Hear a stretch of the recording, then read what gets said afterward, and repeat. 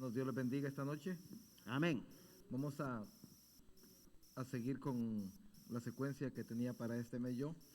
Acuérdense que hace 2 semanas vimos lo que era ninguna condenación. Romanos 8:1, hay para los que están en Cristo Jesús. Hablamos de que no hay nada que nos pueda acusar delante de Dios.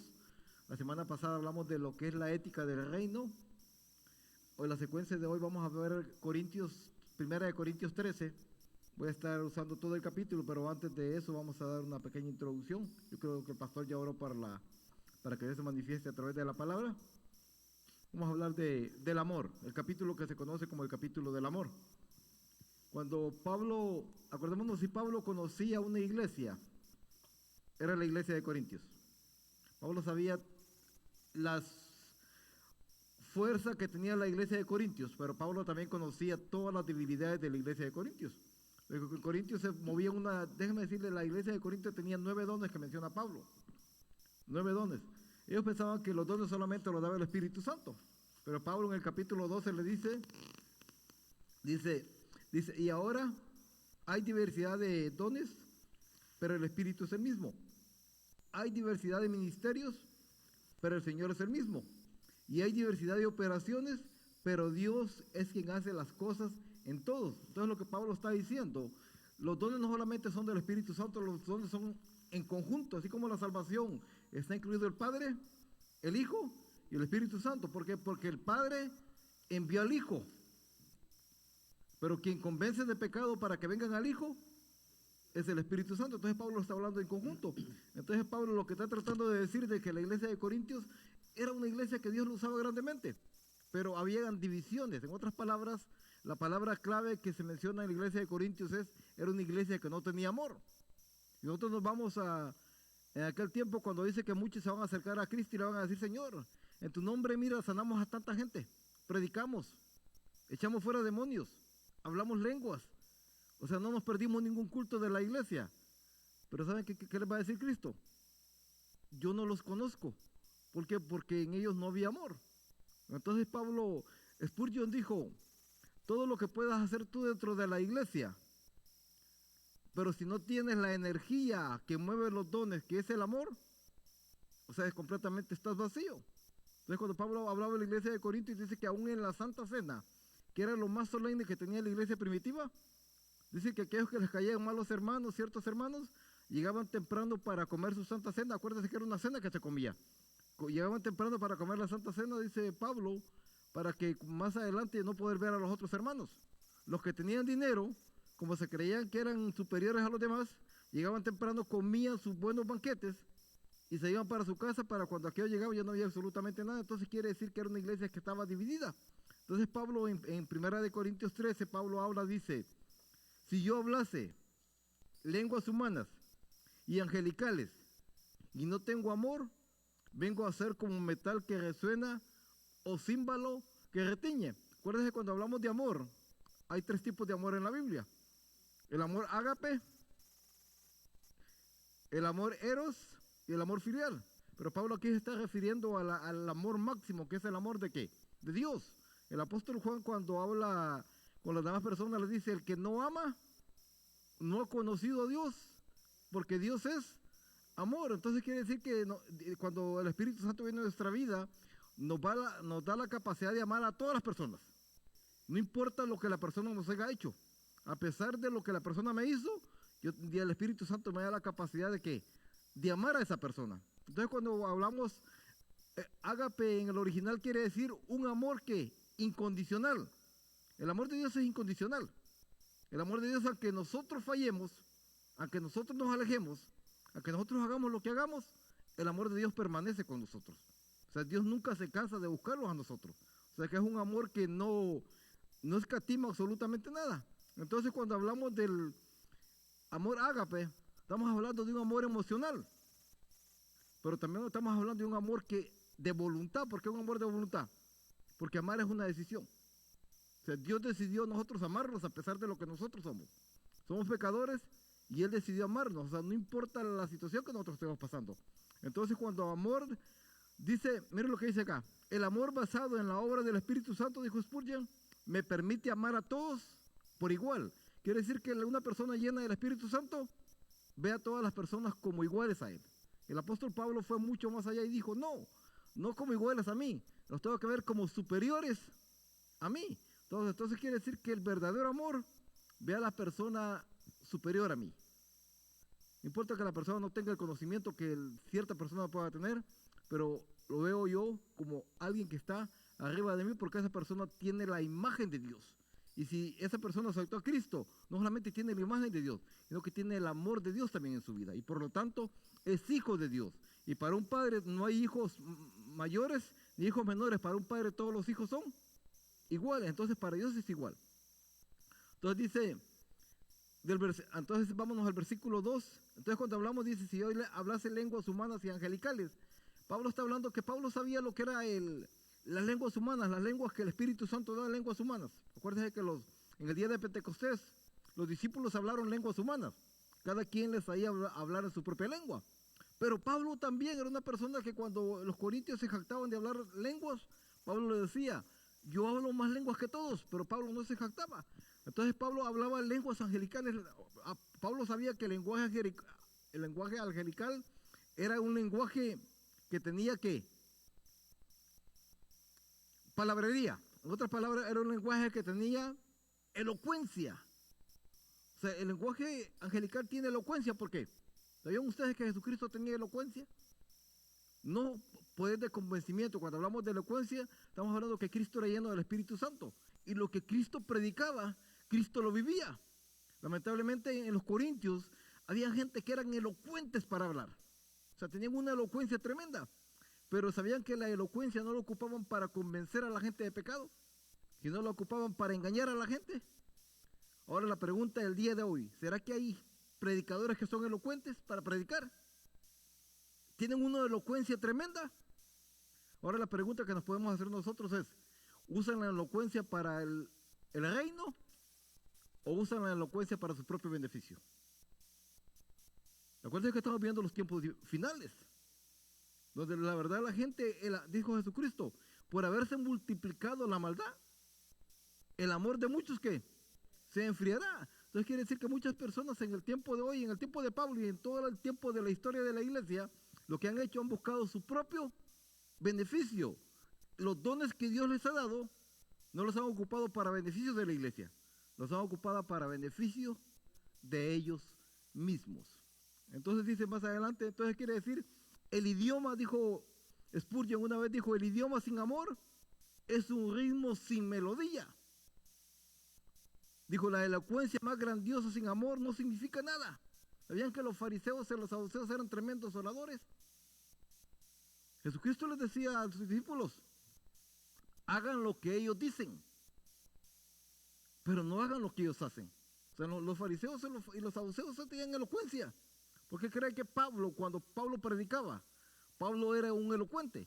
Porque Pablo ese don lo traía desde antes de convertirse a Cristo. Claro, cuando el Espíritu Santo viene con Pablo y lo transforma, Pablo se vuelve una persona elocuente. Pero esa elocuencia Pablo la ocupó no para beneficio de él, sino para beneficio del reino. Entonces quiere decir que los dones son, Pablo lo que le está tratando de decir a los corintios, los dones que Dios nos da son para beneficio del reino, no son para nuestro propio beneficio. Pero si no tenemos dones, pero no tenemos amor, no nos sirve absolutamente de nada. Y ahorita van a ver por qué. Entonces más adelante en el 13:2 dice Pablo, si yo tuviese profecía y entendiese todos los misterios y toda la ciencia, y si tuviese toda la fe de tal manera que trasladase los montes y no tengo amor, nada soy. Aquí está hablando del conocimiento, entender. ¿Cuánta gente en el tiempo de hoy conoce la Biblia? ¿Cuánta gente en el tiempo de hoy es erudita en la Biblia? Entiende, pero entiende con el pensamiento, pero no ama con el corazón. Entonces quiere decir que cuando Pablo está hablando, no, tú tienes que entender con el pensamiento, pero tienes que hablar tienes que amar con tu corazón. No solamente el conocimiento, solamente sin amor, se vuelve intelecto, pero el conocimiento con el Espíritu Santo, Pablo decía, es poder de Dios para salvación. Entonces quiere decir que si yo uso el don que Dios me ha dado, más el Espíritu Santo de Dios, entonces quiere decir que yo voy a ser una persona que Dios me va a usar y a cualquiera de nosotros que Dios nos use, si tenemos ese don y Dios nos da ese amor y ese Espíritu Santo, vamos a tener la capacidad de transformar el reino. Y de eso se trata, de transformar la iglesia de hoy. Porque la iglesia de hoy ha perdido ciertas virtudes. ¿Por qué? Ha perdido el amor. Y se ha perdido el amor, dijo Billy Graham en uno de sus libros que escribe el doctor Thompson, también dijo, amar es una decisión. Si la iglesia ha perdido el amor, ha perdido el propósito de ser. ¿Por qué? Porque de tal manera, dice la Biblia, amó Dios al mundo, que dio a su Hijo unigénito, para que todo aquel que en él crea no se pierda, mas tenga vida eterna. Entonces quiere decir que el centro de toda la Biblia es el amor. Entonces dice el intelecto. Entonces quiere decir que nosotros tenemos que tener amor más intelecto, o intelecto más amor. Entonces quiere decir que, vuelvo a repetir, entonces dice que ahora la gente entiende, cualquier gente que le pregunte a usted de profecía, la gente entiende la profecía. La gente entiende qué tiempo estamos viviendo. La gente sabe en qué tiempo estamos viviendo. Usted le pregunta a la gente de la pandemia, y dice, no, eso es parte de las pestes que Jesucristo dijo en el capítulo 24, 25 de Mateo. La gente entiende. Ahora la pregunta, ¿pero qué tan llenos de amor estamos nosotros para servir a Dios? Pongámonos a pensar, yo sé que estamos a través de las redes sociales, pero ¿sabían ustedes que con la pandemia mucha gente se ha enfriado? ¿Sabían que en lugar que las iglesias estén vacías? Yo sé que el pastor hasta aquí yo no estoy criticando, pero es una realidad. Es a través de, yo hablaba con mi papá y le decía el domingo pasado, mi papá cumplió años y celebró el cumpleaños en la iglesia, 89 años, y me decía, yo pensé, decía, que con la pandemia la gente iba a tener más temor, pero con la pandemia las iglesias aún en El Salvador están más vacías. O sea, como que la gente ha perdido la razón de ser. Entonces yo pienso que en los momentos difíciles es cuando más, como decía el pastor, en los momentos difíciles cuando estamos metidos allá en el hoyo cenagoso, es cuando nosotros debemos de buscar más a Dios. Porque ahí es donde Dios nos va a llevar que bendición y vida eterna. Y vamos a encontrar la respuesta que nosotros queremos para Dios. Una pregunta hasta acá, acuérdense que estamos en un estudio, pueden preguntar o pueden decir, hermano, no estoy de acuerdo en todo lo que usted quiere decir, y si tuviese toda la fe, de tal manera que trasladase los montes y no tengo amor, nada soy. Hay gente que tiene fe. ¿Sabían ustedes? Y Dios la usa como un don de fe. Es tremendo cómo hay gente que pone cosas y uno dice, esta gente está loca. Pero Dios le concede lo que tiene. Pero con el tiempo nos damos cuenta que a esta persona le falta el amor de Dios. Entonces quiere decir que la fe no es suficiente para nosotros poder alcanzar la salvación. O sea, ni tener dones no es suficiente para nosotros poder alcanzar la salvación. ¿Por qué? Porque mire lo que dice Pablo más adelante. Amor dice con el corazón. Amor con la voluntad, amor con la mente. Pero amor, el amor que Dios nos está demandando a nosotros es el amor que es un fruto del Espíritu. Y el amor como fruto del Espíritu es un amor sincero. Es un amor que emana del corazón del ser humano, pero basado en la obra que el Espíritu Santo ha hecho en nosotros. Ese es el verdadero amor que Dios quiere. Entonces quiere decir, alguien decía, usted puede escribir una lista de todo lo que tiene. Usted puede ser elocuente, decía, y pone un 0. Usted puede entender profecía y pone otro 0. Usted puede tener conocimiento y le pone otro 0. Dice, usted puede tener fe y le pone otro 0. Pero decía, esos ceros no valen absolutamente nada. Pero si usted les pone un 1 antes del 0, eso es lo que le da valor a ese conocimiento. Entonces decía, si nosotros tenemos todo esto, tenemos elocuencia, tenemos profecía, tenemos conocimiento y tenemos fe, pero no tenemos al Espíritu Santo de Dios, estamos vacíos. O sea, porque eso es lo que en el tiempo de hoy se debe buscar. Lo que es el Espíritu Santo de Dios, la llenura del Espíritu Santo de Dios. Yo pienso que es lo que menos enfocado, y voy a incluir yo, toda la iglesia es lo que menos estamos enfocados, en buscar lo que es el Espíritu Santo de Dios. Y por eso Pablo le recuerda a los corintios. El Espíritu Santo es el que mueve a la iglesia. Vámonos al siguiente versículo. Yo sé que es bastante lo que traigo y muchas veces el tiempo nos da. Y si repartiese, mire, todos mis bienes para dar de comer a los pobres y entregase mi cuerpo para ser quemado y no tengo amor, de nada me sirve. O sea, ¿cuánta gente se ha quedado pobre por dar a los demás? Yo estaba viendo una noticia hoy.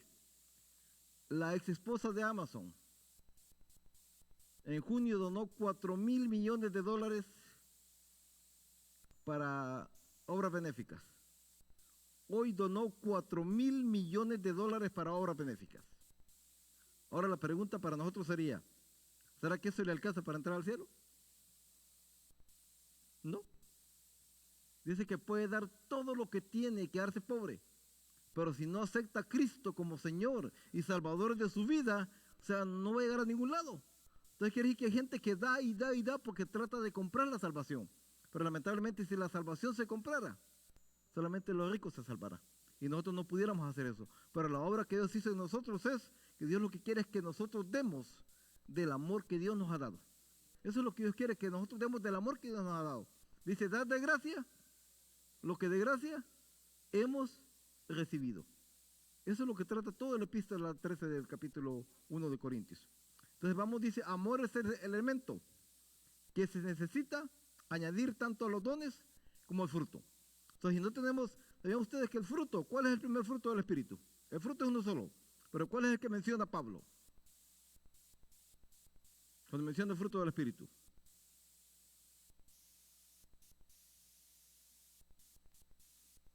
¿Sabía que en el original aparece amor?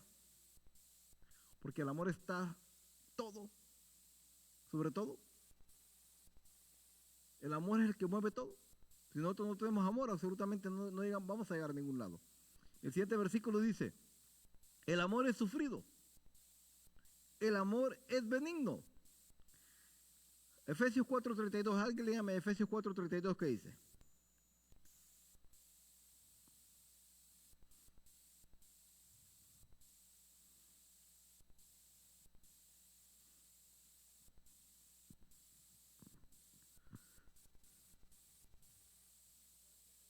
Sí.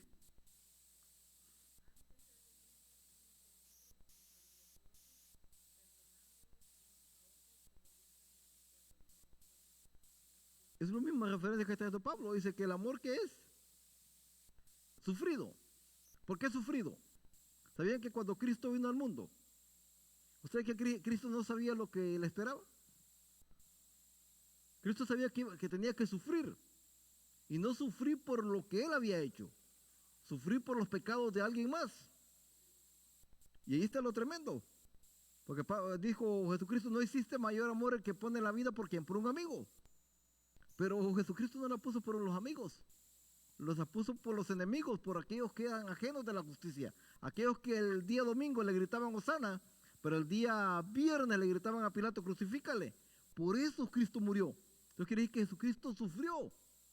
Dice, y todas las dolencias que nos tocaba pasar a nosotros, Él las sufrió por nosotros. Entonces Pablo lo pone, cuando Pablo habla del amor sufrido, está haciendo referencia a Cristo, que Jesucristo sufrió todo para que nosotros tuviéramos esta salvación que tenemos hoy y pudiéramos adorar a Cristo y a Dios en espíritu y en verdad, y podamos nosotros demostrar ese amor que Cristo nos demostró a nosotros hacia otras personas. El apóstol Pablo lo demostró cuando dijo, ya no vivo yo, mas Cristo vive en mí. Pablo más adelante dijo, con Cristo estoy juntamente crucificado.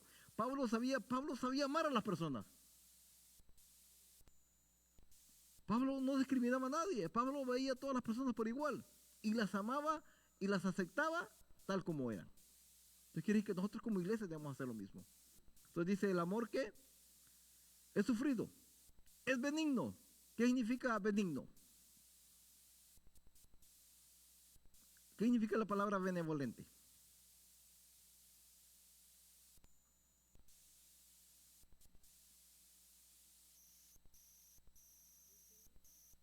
Que es único y tenemos la capacidad con ese amor único de ayudar a esas personas. O sea, no importa qué tipo de persona sea. O sea, el amor no pone barreras raciales. El amor no dice ama solamente a los de tu país. El amor no dice ama solamente a los blancos. El amor no dice no ama solamente a los morenos. No, el amor es todo porque todos somos hijos de Dios. En el cielo van a haber toda clase de razas. A mí me gusta Apocalipsis, cuando leo Apocalipsis dice, y vi una gran multitud que nadie podía contar, dice el apóstol Juan, de todas las naciones, tribus y lenguas que estaban de pie, ¿dónde? En el mar de cristal frente al Cordero. Quiere decir que en el cielo no van a haber naciones, nacionalidades como hay aquí muchas veces que hacemos divisiones. En el cielo todos se van a llamar hijos de Dios.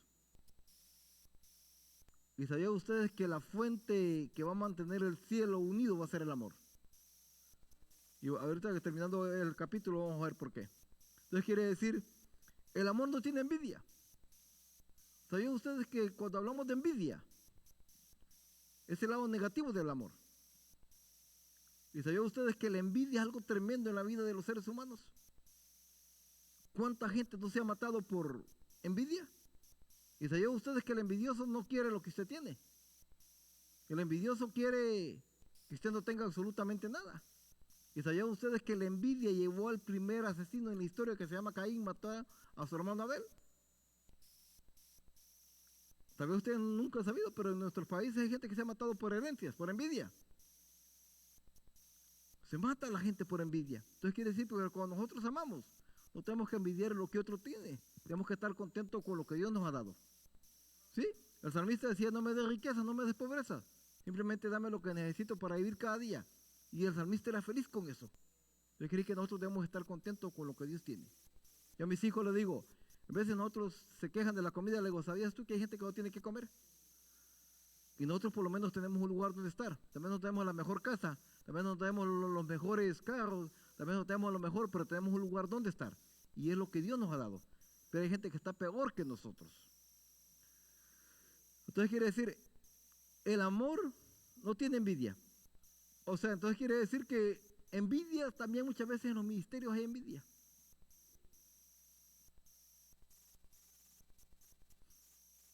Hay gente que envidia los ministerios de otra gente.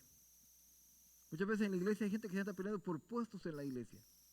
Pero ¿sabían ustedes que Juan el Bautista, cuando le dijeron, miren, el ministerio de Cristo está en su mejor apogeo, pero ¿sabías que el tuyo va declinando? ¿Saben qué dijo Juan el Bautista? Es necesario que yo mengue para que él crezca. ¿Sabía que si alguien podía tener envidia de alguien, era Jonathan que le podía tener envidia a David? ¿Sabe por qué? Porque Jonathan, siendo príncipe, siendo hijo del rey de Israel, él sabía que él no tenía derecho al trono. Y sabía que el que tenía derecho al trono porque Dios lo había elegido era David. Pero sabía que el amor de Jonathan era incondicional. Entonces, cuando hablamos del amor de Jonathan y usted lo compara con Corintios, estamos hablando de un amor ágape, un amor que no tenía envidia, porque Jonathan sabía que él no iba a ser rey nunca, porque Dios no lo había elegido como rey a él. Dios le había elegido a David como rey, y David era el ungido de Dios. ¿Sí? Entonces, ¿qué quiere decir? Que ese es el tipo de amor que Dios quiere, un amor que no sea envidioso, un amor que veamos a todas las personas, o sea, y que estemos contentos con el don que Dios nos ha dado. O sea, que cada quien, si hay quien canta, qué bueno que cante. O sea, yo si canto, yo sé que toda la gente se va de la iglesia, pero, o sea, que nosotros, el don que Dios nos ha dado, que estemos contentos con lo que Dios nos ha dado y lo usemos ¿para qué? Para la gloria de Dios y para que ese amor vaya creciendo dentro de la iglesia. Ese amor que Dios nos ha dado crezca dentro de la iglesia. Entonces quiere decir, el amor no es jactancioso, no hace alarde. O sea, cuando hablamos de amor, o sea, yo no voy a tratar de pisotear al hermano, ni voy a hacer alarde de muchas veces del conocimiento que otras personas tienen. ¿Sabían ustedes que hay gente que, yo conocí gente que conozco un pastor de la iglesia de aquí de Texas. ¿Sabían que ese hombre cuando da su historial, ese hombre tiene más maestrías que creo que el presidente de los Estados Unidos que se llama Obama, que era un intelectual? Pero ¿sabían que ese hombre nunca menciona sus maestrías? Pero cuando usted se mete a la página donde lo tienen a él, usted ve todas las maestrías, todos los doctorados que esta persona tiene. Pero usted platica con esta persona y es una persona que no se jacta. Pero Pablo, por eso Pablo decía, no nos jactemos. Si alguien se podía jactar, era Pablo. Pablo conocía, Pablo tenía un conocimiento. Si Pablo viviera en esos tiempos, Pablo fuera un erudito. Pero ¿sabe qué decía Pablo? El que gloríe. O sea, el que se quiera gloriar, gloríese en lo que Dios ha hecho en su vida. O sea, y eso es lo que nosotros debemos de gloriarnos. No debemos de jactarnos de lo que conocemos, de lo que sabemos. ¿Por qué? Porque Dios usa a quien quiere, como Él quiere y cuando Él quiere. Entonces Dios usa, entonces quiere decir que nosotros en lugar de tener envidia, Si hay ministerios que se levantan en la iglesia, ¿sabían ustedes que nosotros debemos de apoyar esos ministerios? Para que esos ministerios crezcan, porque el ministerio no es mío, el ministerio es de Dios, y nosotros servimos a ese Dios. Entonces quiere decir que el verdadero amor no hace alarde de lo que nosotros sabemos, no es no hace ostentación de lo que nosotros sabemos. Y sabía usted que si una persona fue humilde, fue Cristo. Él dijo: aprended de mí que soy manso y humilde de corazón, y hallaréis descanso para vuestras almas. Vamos a pedir a la hermana Montes que nos lea en palabras de oración para la ofrenda, por favor.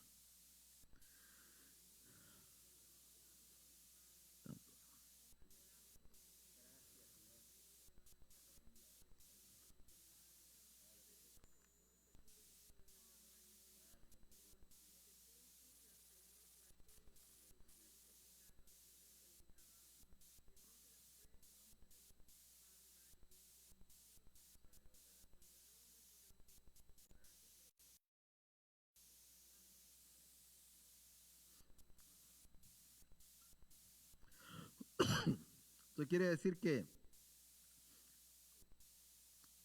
el amor no hace nada que indebido. O sea, en otras palabras, indecente. O sea, que quiere decir que nosotros amamos a Dios.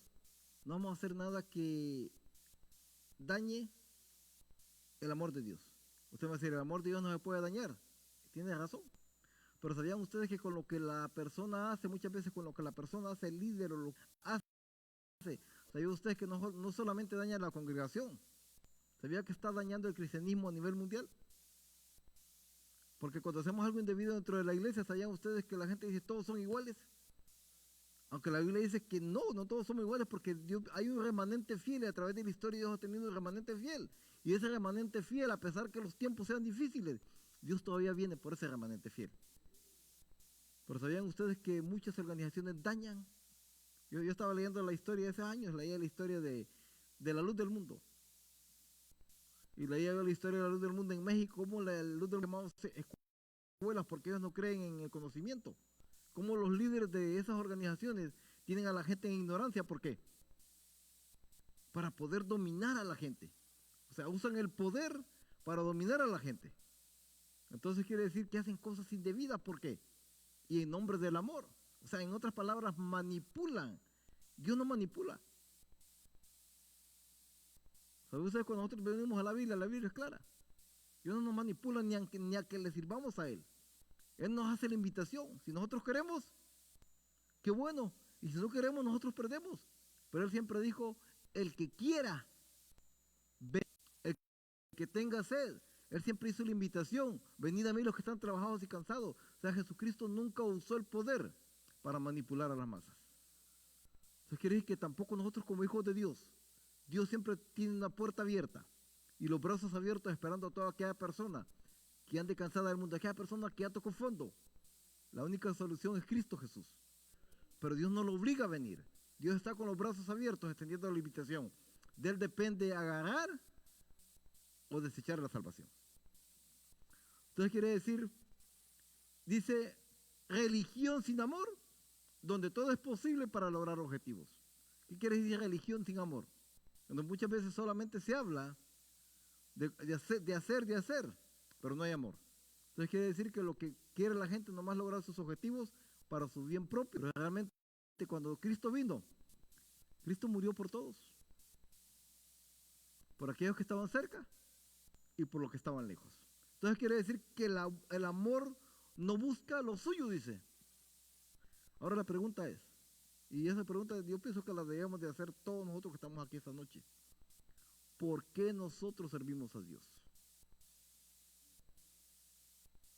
O sea, lo servimos por amor, o sea, pero yo pienso que la pregunta la debemos de hacer en general para todos. ¿Por qué nosotros servimos a Dios? ¿Cuáles son nuestros motivos de servir a Dios en una iglesia? ¿Será, pastor, que habrá motivos egoístas muchas veces dentro de las iglesias? ¿Saben ustedes que muchas veces hay un interés muchas veces en la iglesia? A ver qué consigo. para que la gente me vea. Y estoy hablando porque la iglesia de Corintio era eso. O sea, la gente en Corintio ayudaba, pero ¿para qué? Para que la gente los viera.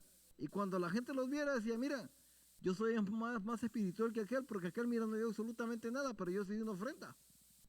Eso quiere decir que muchas veces, ¿cuáles son nuestros motivos cuando nosotros servimos a Dios? Yo pienso que el motivo para servir a Dios es que nosotros estamos agradecidos por Dios, por la obra que Él ha hecho en nosotros. O sea, por lo que Dios hizo en nosotros. En el mundo nadie pagaba nada por nosotros. Pero Cristo nos sacó de ahí y nos hizo, ¿qué? Nuevas criaturas. ¿De verdad? Nuevas criaturas. Y dice la Biblia, y no solamente eso, sino que nos dio un nombre nuevo. Nos sacó de las tinieblas a su luz admirable. Entonces quiere decir que lo estoy haciendo por amor a Cristo o lo estoy haciendo para que el mundo me vea. Yo creo que todo lo que hagamos en la iglesia, hagámoslo por amor, para servir a los demás. ¿Sabían ustedes que la palabra siervo viene de una palabra griega escritorio? Y esa es la misma palabra que se usa para políticos, servidor público. ¿Crees que en la iglesia nosotros no somos líderes? Nosotros somos quienes servimos a los demás. El apóstol Pablo dijo, ¿quién es el mayor? ¿El que ha servido o el que sirve? El que sirve. Jesucristo dijo, el Hijo del Hombre no ha venido ¿para qué? Para ser servido. Y fíjese, no para servir y dar su vida en rescate por muchos. No solamente vino a servir, sino que además de eso dio la vida para rescatarnos de la vida que nosotros llevábamos. Como dice, entonces quiere decir, el amor nos irrita. ¿Saben ustedes que una persona que ama nunca anda de mal humor? Usted ha conocido personas que por mucho que las ofendan, nunca están de mal humor. Porque ese es el verdadero amor. El amor nos irrita. El amor, si alguien le pregunta algo a uno, la gente no va a contestar de mal humor, porque eso no es así. Tiene que contestar de buena manera. Entonces quiere decir que el amor tiene que ser, ¿qué? Dócil. El amor tiene que ser manejable, porque nosotros tenemos el Espíritu de Dios. Entonces quiere decir que si el Espíritu de Dios es el que maneja nuestra vida, no nosotros. Entonces cuando hablamos de que el amor no se irrita, dice que el amor no tiene un mal temperamento. Dice, miren lo que dice. El ser provocado es el vicio de los virtuosos. ¿A cuánta gente le dicen cosas? ¿A cuántos cristianos les han dicho cosas? ¿Y qué hacen? ¿Sabían ustedes que muchos cristianos se quedan, agachan la cabeza? ¿Y saben lo que dice el mundo? Qué tonto. Pero ¿sabe lo que dice Dios? Ese es mi hijo. Ese es mi hijo. O sea, porque el amor no se irrita. Dice, no se regocija de la injusticia, sino que se alegra en la verdad. O sea, que nosotros como hijos de Dios debemos de ser personas que justas y honestas. O sea, que no nos regocijemos. Es tremendo cuando usted platica con alguien más. Y yo se lo voy a decir como testimonio. Cuando yo he platicado con alguien y me dice, ¿tú te llevas con esa persona? Y yo le he dicho a la persona, yo pienso que en la iglesia nos debemos de llevar bien con todos, porque todos somos hijos de Dios. O sea, pero la pregunta, ¿cuál es nuestra reacción cuando una persona nos cae mal o nuestro enemigo y alguien habla mal de esa persona? ¿Cómo nos sentimos nosotros? ¿Nos sentimos alegres o nos sentimos tristes? ¿Sabía que nos debíamos de sentir tristes? Pero muchas veces cuando la persona nos cae mal, está bien que hablen de él, pero no debería ser así, porque el amor tiene que ser, el amor, cuando habla del amor, habla de justicia, y el amor es justo en todos sus fundamentos. El amor tiene que ser justo. Entonces, como somos hijos de Dios, nosotros tenemos que ser personas que justas. Entonces dice, todo lo sufre. ¿Sabemos que el amor todo lo sufre? Imagínense a Jesucristo en la cruz del Calvario, soportando la carga del pecado de todos nosotros. Dice la Biblia que llevaba, y no solamente llevaba el pecado, llevaba todas aquellas cosas que nosotros traemos por dentro, trae el odio, la ira, el rencor, todas aquellas cosas que muchas veces no las vemos, pero nos están matando por dentro. Jesucristo lo iba cargando en la cruz del Calvario. Y no solamente eso, Dice la Biblia que también dice, por sus llagas fuimos curados. Llevaba ahí todas las enfermedades, llevaba el cáncer, ahí llevaba la leucemia, llevaba todas las enfermedades. Pero sabía que a pesar que estaba allá, en la cruz, estaba sufriendo. ¿Sabe qué dijo? Para los que estaban abajo: Padre, perdónalos, porque no saben lo que hacen. Entonces quiere decir que el amor todo lo sufre, todo lo espera, todo lo cree, perdón. ¿Saben ustedes que cuando uno ama a una persona, o cuando uno ama a un hijo, aunque nuestros hijos muchas veces nos dicen mentiras, muchas veces nosotros les creemos? ¿A cuántos pastores no ha llegado gente y le ha dicho: mire, pastor, me estoy muriendo, fíjese que mi hija está muriendo y necesito dinero para comprarle la medicina? ¿Cuántos pastores han dado dinero? Y muchas veces parece que eso es mentira, era mentira. ¿Pero qué? Pero el amor todo lo cree, todo lo cree. El amor, dice la Biblia, todo lo espera. O sea, nosotros muchas veces, yo pienso que muchas veces el pastor, y yo pienso que voy a poner al pastor porque el pastor es el líder de la iglesia, el pastor se lleva chascos con las personas, de las personas que espera él que le van a responder. Muchas veces no responden, pero él confía en esas personas. Él dio una oportunidad a esas personas. ¿Por qué? Porque él amaba a esas personas. ¿Cuántas veces Dios nos ha dado una, dos, tres, cuatro, cinco oportunidades a nosotros? Y todavía Dios, y nosotros le fallamos. Y todavía Dios nos sigue dando otra oportunidad a nosotros. Así es Dios. Ese es el amor de Dios. Y ese es el amor de Pablo, que quería que los corintios demostraran ese amor. Entonces dice, el amor todo lo soporta.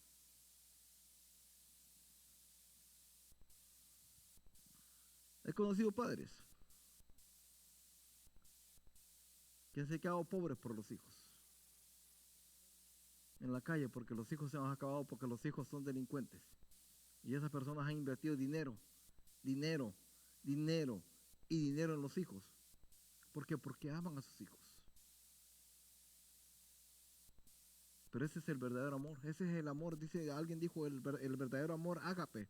Es el amor de Dios, el amor que se refleja en Corintios 13. Dijo, y ese amor solamente se puede comparar con el amor de una madre.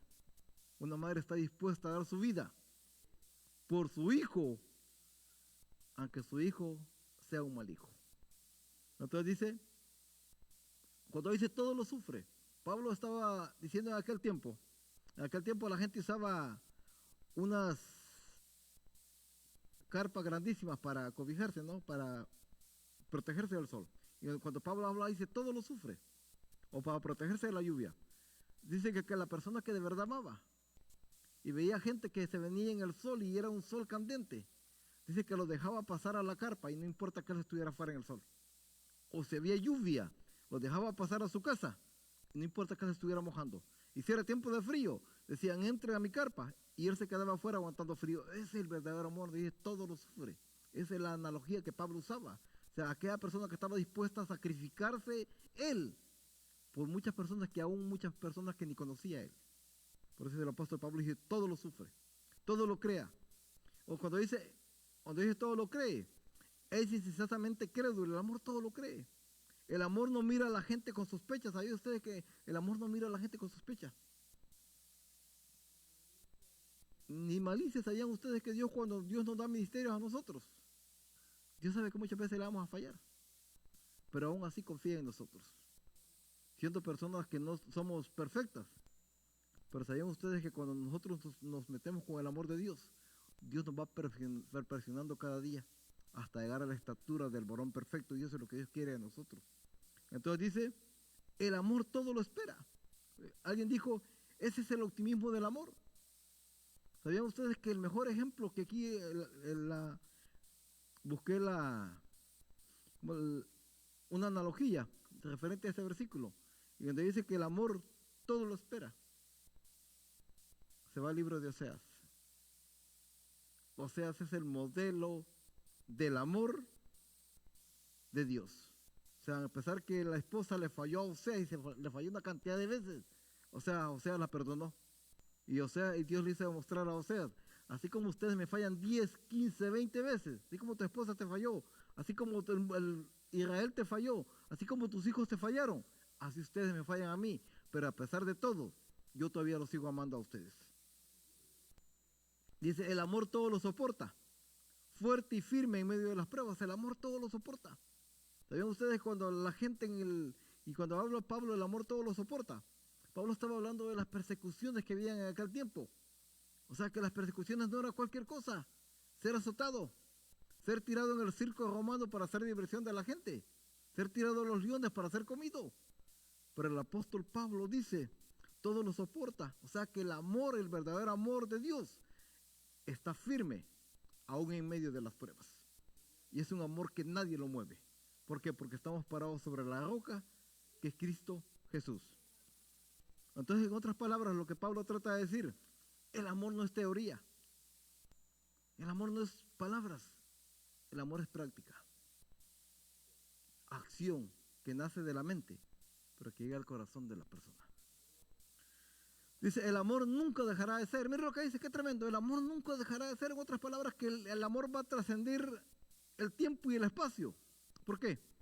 Porque dice, el amor debe mirar más allá de los límites del espacio y del tiempo. Porque el amor se une en la eternidad. ¿Qué es lo que va a tener unido el amor allá en el cielo y en la tierra? Cielos nuevos y tierra nueva. ¿Qué nos va a tener unidos a nosotros? El amor. Eso nos va a tener unidos. Dice, el amor no muere. El amor nunca es vencido. No se desilusiona. Porque Cristo es el modelo del amor. Entonces, Cristo es el mismo ayer, hoy y por los siglos. Por lo tanto, el amor de Cristo no puede cambiar. Las demandas del amor de Cristo eran las mismas para la iglesia primitiva, eran las mismas para el Antiguo Testamento, pero son las mismas para nosotros hoy en día. Porque el amor no cambia. Alguien dijo, como un libro que se escribió hace miles de años, que fue escrito por personas esclavos, por eruditos, por reyes, en una cultura que nosotros ni conocemos, en un idioma que nosotros no hablamos. ¿Cómo puede hablarnos a nosotros? Porque este libro habla al corazón del ser humano. Y el corazón del ser humano a través de la historia tiene las mismas necesidades. El corazón del ser humano no ha cambiado. O sea, las mismas necesidades que tenían los del Antiguo Testamento son las mismas necesidades que nosotros tenemos. Primero, de ser amados, de ser comprendidos, de ser salvados, y son las mismas necesidades del mundo de hoy en día. Por lo tanto, la Biblia sigue hablando para el mundo de hoy en día, para el siglo XXI, y si llegamos al siglo XXII, la Biblia va a seguir hablando todavía para el siglo XXII. Entonces quiere decir, el amor es eterno y permanente, el amor nunca va a dejar de ser. Entonces, dice, las profecías se acabarán. ¿Por qué las profecías se acabarán? Porque en el Antiguo Testamento se hablaba que iba a venir ¿quién? El Hijo de Dios. El Hijo de Dios vino. Pero esa profecía quedó en la historia. Entonces las profecías, ¿qué dice? Van quedando en la historia. Las profecías se acabarán, se cumplirán, serán historia. Las lenguas cesarán en el cielo, no vamos a hablar lenguas. Hablamos lenguas acá porque son para edificarnos nosotros mismos o son para edificar a la iglesia. Por eso nosotros hablamos lenguas. Dice, el conocimiento se acabará. ¿Sabían ustedes que si un erudito como Einstein naciera hoy, fuera un ignorante? A pesar que fue el científico del siglo XX, pero si Einstein naciera hoy en el siglo XXI, fuera un ignorante. Porque no conociera absolutamente nada cómo el mundo se mueve. O sea, quiere decir que el conocimiento se va quedando atrás. El conocimiento se va aumentando cada día y el conocimiento se va quedando, o sea, ya sin fundamento. Dice, las lenguas cesarán, el conocimiento se acaba. La ciencia cada día es reemplazada por la ciencia del futuro. El conocimiento es progresivo. ¿Saben ustedes que dentro de 10 años dicen que en Estados Unidos no van a existir los autos de gasolina? Ya la Toyota, la Nissan, todos están haciendo sus carros, ¿qué? Eléctricos. ¿Qué quiere decir? Quiere decir que esto que tenemos hoy, por muy buenos carros que sean, ya no van a servir. ¿Por qué? Porque va a haber otro tipo de ciencia, la ciencia se acaba. Dice, el verdadero conocimiento. Pues Pablo dijo, ahora nosotros vemos como un espejo. Pero ¿qué tipo de espejo? Un espejo que no está limpio. Un espejo que está borroso. Entonces, ¿cuándo es que nosotros vamos a tener el verdadero conocimiento? Cuando veamos a Dios tal y como es. Cuando veamos a Dios cara a cara. Pablo dijo, porque hoy lo que nosotros vemos ni nos imaginamos las cosas que Dios nos ha preparado a nosotros. O sea que con todo el conocimiento que nosotros tenemos, nuestra mente finita no llega a conocer lo que Dios tiene para nosotros. Pero cuando nosotros llegamos allá y veamos como un espejo limpio, dice, y veamos a Dios cara a cara, entonces vamos a entender los propósitos de Dios por nuestra vida. Pero para poder llegar a esos propósitos, nosotros necesitamos mantenernos en el amor de Dios y firmes cada día, no importa lo que venga, porque nuestro galardón va a ser grande en el reino de los cielos. Y no solamente va a ser grande, yo creo que Cristo está a las puertas por venir, porque todo lo que está aconteciendo en el mundo, la gente piensa cambios en el mundo. Alguien me decía, es que Donald Trump es el presidente de Estados Unidos. Y le digo yo, pero si yo ya no lo quería en el poder, ya no lo quería, ya lo quitó. ¿Qué podemos hacer nosotros? El que quita reyes y pone reyes se llama Cristo Jesús. O sea, usted puede votar porque el presidente que quiera, pero si Dios no lo quiere en el poder, Dios lo cambió. No podemos hacer absolutamente nada. Entonces el apóstol Pablo al último dice, ahora permanece ¿qué? La fe, la esperanza y el amor. Pero ¿sabían ustedes que en el cielo ya no vamos a necesitar fe? Porque la fe nosotros la necesitamos ¿para qué? Para alcanzar el objetivo que Dios nos ha puesto. O sea, llegar a su presencia. Para eso nosotros vamos a necesitar fe. ¿Sabían ustedes que la esperanza tampoco la vamos a necesitar? Porque la esperanza que nosotros teníamos de un día llegar a la presencia de Dios va a ser una realidad concreta. Porque vamos a andar con Cristo, con las calles de oro y el mar de cristal.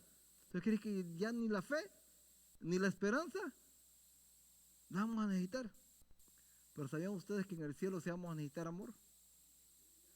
Para poder estar unidos y para podernos amarnos, porque ¿sabían ustedes que algo que en el cielo va a existir va a ser el amor?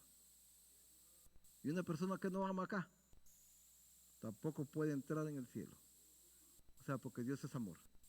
Y donde Dios está, tiene que haber un amor, pero no un amor fingido, un amor que dice Pablo, un amor perfecto, un amor que rompe todos los moldes, un amor que a pesar de lo que la persona es, seamos capaces de amar, como se le manda, un amor puro, seamos capaces de un amor sincero. Entonces, ya estoy concluyendo, me quedan 3 minutos y le dejo el puesto al pastor. Yo creo que cuando Pablo hablaba a los corintios tenía razón. Yo pienso que algo que a pesar en la iglesia primitiva, algo que le ha hecho falta a la iglesia ha sido el amor. Y usted me va a decir, hermano, pero la iglesia primitiva se amaba. ¿Sabían ustedes cuando el apóstol Juan, yo lo he dicho esto varias veces, regresó de la isla de Patmos? Al apóstol Juan lo invitó, Timoteo era el pastor de la iglesia de Éfeso. Lo invitaron al apóstol Juan a dar una conferencia. Y pensaron que el apóstol Juan iba a ser elocuente. Y el apóstol Juan dijo, hijitos míos, ámense unos a otros. Bueno, fue todo lo que el apóstol Juan dijo. Bueno, lo volvieron a invitar el siguiente domingo. Y el apóstol Juan dijo exactamente, hijitos míos, ámense unos a otros. Y la gente se quedaron sorprendidos, ¿no? Y lo invitan, la tercera vez lo invita, porque dicen que la tercera es la vencida. Y todos pensaron que el apóstol Juan estaba loco de todo lo que lo habían tenido encerrado en la isla de Patmos, una isla desértica, las torturas ahí, porque era una cárcel. Y volvió a decir exactamente lo mismo, hijitos míos, ámense unos a otros. Y le preguntaron, pero ¿por qué siempre esperábamos algo más de usted? ¿Y por qué nos dijo exactamente lo mismo? Dijo, cuando ustedes hagan esto, yo les voy a enseñar algo mejor. Pero ¿saben ustedes que no existe nada mejor que el amor de Dios en la vida de la iglesia? O sea, cuando nosotros tenemos amor por las demás personas, puede ser que sea una iglesia que no tiene dones, pero va a ser una iglesia que va a estar unida y va a estar unida para siempre. Dios les bendiga. Dejo al pastor con ustedes.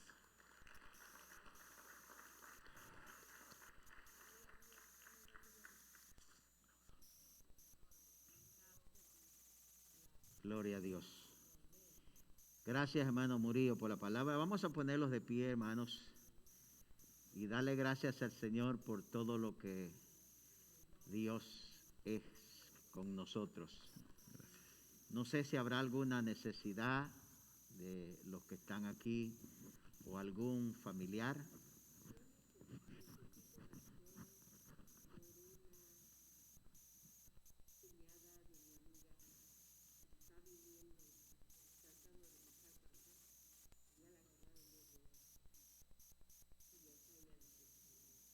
Amén.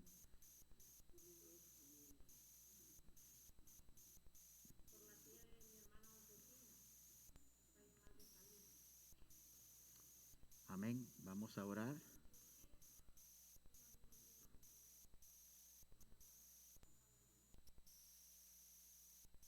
Vamos a orar por ella. Gloria al Señor Jesús. Y por los hermanos, ¿verdad? Que están en recuperación. Gracias al Señor Jesús. Que ya, pues casi todos ya están saliendo ya de la enfermedad. Pero necesitamos orar, ¿verdad? Los unos por los otros. Necesitamos orar como iglesias. Pero no solamente necesitamos orar, sino que necesitamos entender la situación. Porque mucha gente no ha entendido lo que está pasando. No ha captado lo que está sucediendo.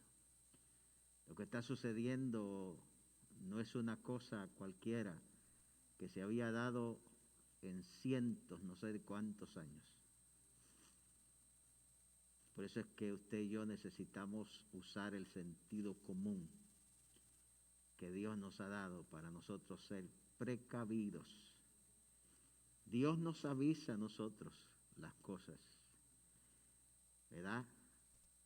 Y si nosotros captamos lo que Dios quiere decirnos, entonces vamos a prevenir muchas cosas en nuestras vidas. Así que oramos por las necesidades. Padre, en el nombre de Cristo Jesús. Señor, pedimos por cada una de las necesidades que han sido puestas, Dios mío, Señor, hoy en este día, Jesús.